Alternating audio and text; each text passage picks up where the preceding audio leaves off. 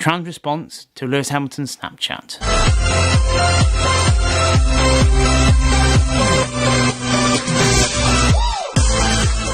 Hello and welcome to Foxy Roxy Reviews. If you're new to the channel, a very warm welcome. We cover everything trans, from news, reviews and translated topics. For people that are coming back, thank you very much for stopping by, we much appreciate it. Today we're going to cover the controversy around Lewis Hamilton over the recent social media video that he released. Personally, I've been a fan of the sport since 1996 when Damon Hill won the World Championship. What I found is that some people in the F1 fan base have actually been rejecting Lewis Hamilton, citing that he's becoming out of touch. I mean, there's quite a lot of things regarding kind of tax evasion and the Paradise Papers and him as the person as a whole. Lewis is quite well known for having quite a passion for music and for expression. He's certainly not the only Formula One driver to do this, and seems different to some of the other previous British Formula One world champions.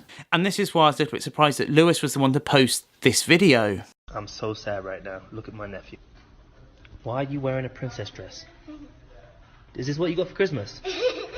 Why did you ask for a princess dress for Christmas? Boys don't wear princess dresses! But it's certainly not the first time he's got involved in some form of controversy. There's a number of times when he repeatedly visited the steward's office for various infractions and things that he'd done, and then he made a flippant Ali G style comment of, "Oh, it's 'cause I's black," to a journalist, kind of absolving him of some responsibility. And what I find particularly concerning is the limiting of expression, with some of the potential side effects being things like eating disorders, depression, increased suicide risk for younger males. These are a few different things which I think of big concern, and it's not even including the trans perspective of being isolated or rejected, with of course then huge mental health and social implications for those actions. What I found is over recent years there's very much been a spotlighting of feminist issues, feminist perspective, feminist talking points around a lot of different topics.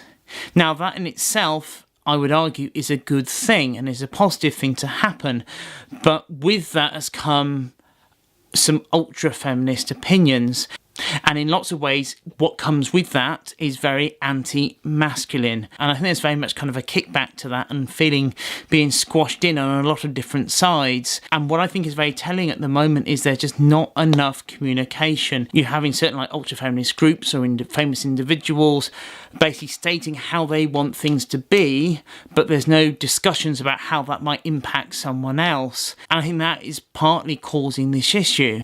I think going forwards you really need to have openness of dialogue, because that's not happening anymore. What I'm finding a lot of times is when you're discussing these topics, you'll have one extreme position over here, one over there, and they're completely separated. There's no discussion at all around these topics, and I think that's very harmful for everybody. I definitely do feel that feminists have to have that expression, but at the same time, masculinity needs to have its space as well.